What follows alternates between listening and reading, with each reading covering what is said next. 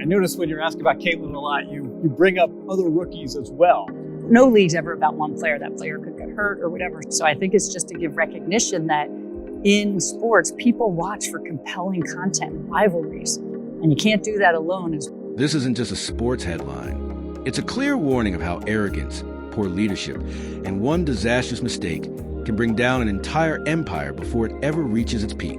We've seen a company fumble the bag so hard, like the WNBA fumbled Caitlin Clark. It sucks that so much of it was riddled with so much drama and so much negative. The WNBA once held the golden ticket in its hands. A generational star who wasn't just dominant on the court, but also a cultural force. Caitlin Clark wasn't simply a player racking up points. She was a movement, a brand, a phenomenon who drew millions of new eyes to women's basketball almost overnight. For a league that had spent nearly 3 decades fighting for mainstream relevance, this should have been the breakthrough, the validation, the moment they'd been waiting for. But instead of embracing her as a savior who could transform the sport, the league treated her as expendable. And in doing so, they made a blunder so monumental it could hang over women's basketball for decades. What began as a fairy tale has now spiraled into a war.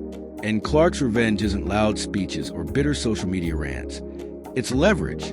She's exposing the WNBA's incompetence in the only arena that matters most, the boardroom. Billionaire investors, rival leagues, and even celebrities outside the sports world all see what the WNBA refuses to acknowledge. Caitlin Clark is bigger than the league itself. So how did it unravel? How did the WNBA fumble the most electrifying athlete in years, turning her rookie and sophomore campaigns from triumph into betrayal? Stick with me, because once you see the numbers, the disrespect, and the offers already flooding in from outside the league, you'll understand. This wasn't just mismanagement, it was malpractice. Clark's arrival wasn't your standard draft hype. It was a cultural turning point. From the moment she lit up college offenses, she wasn't just rewriting record books. She was redefining what women's sports could mean in America. Every game became an event. Ratings soared. Kids across the country were pulling up from the logo, copying her style. She was more than an athlete. She was an icon. By draft night, her story had already eclipsed the league. This wasn't just about adding another talented guard. This was lightning in a bottle, the player who could drag an entire sport into the mainstream. The results were instant. Indiana Fever tickets vanished in hours. Resale prices tripled. Arenas sold out with fans. Many watching the WNBA live for the very first time, just to see Clark play. Broadcast ratings shattered old records. Merchandise sales exploded. Even casual fans who had ignored the league for years were suddenly paying attention. In months, Clark accomplished what decades of slogans, rebrands, and marketing pushes couldn't. She made the WNBA matter. It should have been the start of a golden era. But instead, while Clark delivered everything the league dreamed of, the WNBA repaid her with a disrespect that may haunt them forever. We pride ourselves on having a super welcoming, don't get stoned, calm, low stakes environment. Boston will hoist. She hit it! Where communication is highly valued. Whoa, it's getting chippy. Collaboration is always encouraged. Oh, what a pick! We are devoted to working extra hard. We've been delivering astounding results since 1997. Back to back. Because this is a place where basketball matters. Beautiful pass and a good catch and finish big time. And if you love Enrique! real Thomas with the save. basketball, Unforgettable finish. welcome to the W. Let's talk numbers, because that's where the betrayal becomes undeniable. Caitlin Clark didn't just boost Indiana Fever's attendance. She rewrote history. By season's end, the Fever had drawn more than 200,000 fans through the gates. Not just good, not just growth. That was a revolution. No WNBA team had ever touched that number. And it didn't stop there. National TV ratings shot up by 21%. For a league that had been begging for relevance for nearly 3 decades, this wasn't baby steps. This was survival. Clark became an economic engine in sneakers. Every game she played, arenas overflowed, merchandise flew off shelves, broadcasts broke records. She wasn't just an athlete, She was the pulse keeping the league alive. And this was only her rookie year. She hadn't even hit her prime. Now pause and think about that. 30 years of slogans, rebrands, partnerships. Nothing worked. Then Clark shows up, and suddenly the impossible became reality. She was a goose laying golden eggs night after night. But instead of treating her like the treasure she was, the WNBA hit her with the ultimate insult: her paycheck. Here's the cold truth. Clark's rookie deal? For years, $338,000 total. That's about $85,000 a year. $85,000. Less than a mid-level manager at a tech startup. Less than what many assistant coaches in men's basketball pull in. And yet, that was the salary for the one woman carrying the league on her back. Now compare it to the NBA. The number one overall picked their signs for roughly $55 million over 4 years. $55 million versus Clark's $338,000. That's not a gap, that's a canyon. Do the math, and it comes out to 162 times less. Not half as much, not 10 times less, 162 times. That wasn't just underpayment, that was devaluation. It was a league telling the world in black and white, we don't value her. And when that disrespect went public, the ripple effect was brutal. Because underpaying your star doesn't just shrink her paycheck. It sends a message to opponents, to critics, to the entire sports world. She's not special. She's not protected. She's just another rookie. That's when the disrespect spilled off the contract and bled onto the court. So long to get respect for women's basketball, and then they treat it like a junior high school girl's locker room. Junior high school girl antics on the court. Instead of playing the game, they got to be drama because they're jealous. Instead of letting their skills speak for themselves, they got to be drama because... Almost overnight, Caitlin Clark became a target. Opponents saw the tiny paycheck, the absence of protection, the clear message in the league office, and they attacked. Night after night, she was hammered with cheap shots, brutal hip checks, shoves while airborne, sneaky off-ball hits designed not to defend, but to punish. These weren't basketball plays. They were stress tests, probing how much abuse she could endure. And the referees? Silent. They pocketed their whistles like they were allergic to blowing them. The league office? Just as complicit. They had no issue cashing in on Clark's star power, selling out arenas, running promos with her face plastered everywhere. But when it came time to actually protect the very player keeping their league alive, they looked the other way. Or nothing from the WNBA. Absolutely nothing. Brittany Griner elbowing Caitlin Clark in a crazy way and then calling her a trash white girl. And Brittany Griner has not commented, which I find significant. I've watched that video countless times, and it sure looks like Brittany Griner says... The boiling point came in an incident fans still talk about. During a heated game, cameras appear to catch Brittany Griner directing a vile remark at Clark. The clip went viral. Lip readers weighed in, and outrage spread everywhere. And yet, the league did nothing. No investigation. No fine. No suspension. Nothing. The message was unmistakable. Caitlin Clark was on her own, and that message carried dangerous weight. When referees refuse to blow the whistle, when the league refuses to enforce consequences, opponents feel free to escalate. Every shove gets harder. Every foul gets dirtier. The WNBA had effectively sent its brightest star into battle without armor, and everyone knew it. There's only so much a body can endure. Bad contracts can be tolerated. Disrespect can be ignored. But when every game turns into open season on your health, the ending is inevitable. For Caitlin Clark, that ending arrived on September 5th, 2025. The bombshell. She was ruled out for the rest of the season with a right groin injury. Headlines tried to soften the blow, calling it bad luck, an unfortunate twist of fate. But let's be clear, this wasn't chance. This wasn't misfortune. This was the bill coming due. Months of negligence had finally caught up, and with that, the WNBA's failure to protect its most valuable player had just cost them everything. Television ratings, higher attendance figures. Ladies and gentlemen, that doesn't come courtesy of a league.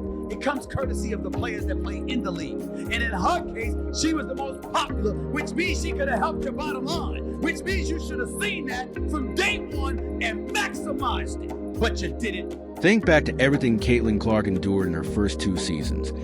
The hip checks thrown with extra malice, the sharp elbows in traffic, the hard shoves while she was airborne, and the subtle but punishing off-ball shots to her ribs and hips.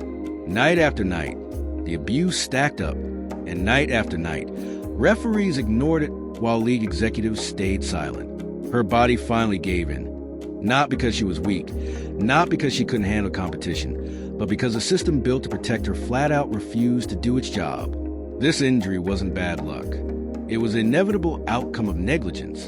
And when it happened, the WNBA didn't just lose its brightest star. They exposed themselves as incapable of protecting the very person who had saved them from irrelevance. But here's where the story pivots. While Clark sat sidelined, rehabbing from the pain the league allowed to accumulate, others were watching. Rival leagues, investors, billionaire entrepreneurs. All of them saw what the WNBA refused to acknowledge. Their golden goose had been battered and broken by neglect. And unlike the league, these outsiders understood her value. They weren't vultures circling a carcass. They were visionaries spotting an opportunity. The moment Clark went down, the real power players began to circle, not to scavenge, but to offer her what the WNBA never would: respect, protection, and money that actually reflected her worth. Ironically, what looked like her lowest point became the foundation of her greatest leverage. The WNBA thought they had her trapped, bound by a rookie contract that allowed them to underpay, overuse, and exploit her while still demanding she smile, lace up, and carry their entire league on her back. But the injury changed everything. It didn't weaken her, it exposed them. Suddenly, the balance of power flipped. Doors that had been sealed for decades swung wide open. The first came from a bold challenger, Unrivaled, the new 3-on-3 league founded by Breanna Stewart and Nafisa Collier, with Gino Arima deeply tied to its vision. Unlike the WNBA, Unrivaled didn't see Clark as a cost to manage. They saw her as a foundation. Their offer? Over $1 million per year, plus something infinitely more valuable: an equity stake in the league itself. This wasn't just a contract. This was ownership, legacy, control. For the first time, Caitlin Clark wasn't being treated as just another rookie in a long line of draft picks. She was being courted as a partner, someone who could shape the future of the sport, not just play inside of it. And everybody talks about other NBA and WNBA players not being appreciated. Nobody insulted them. Nobody dismissed their contribution. We were simply saying, despite the contributions for years and years and years, a lot of people didn't care. Fair or not, until Caitlin Clark came along. And that alone was more respect than the WNBA had shown her since day one. The brilliance of Unrivaled's offer wasn't just the money, it was the message. They weren't saying, "We'll pay you to play." They were saying, "We'll invest in you as the face of the future." That alone shook the industry and proved what fans have been shouting all along. Caitlin Clark wasn't just another star. She was the league. And if the WNBA refused to treat her that way, someone else would. But that was only the appetizer. The main course came from the most unlikely source, a cultural icon who built his empire on disruption. Just when it seemed the story couldn't get worse for the WNBA, it did. Ice Cube entered the conversation. At first, people laughed it off.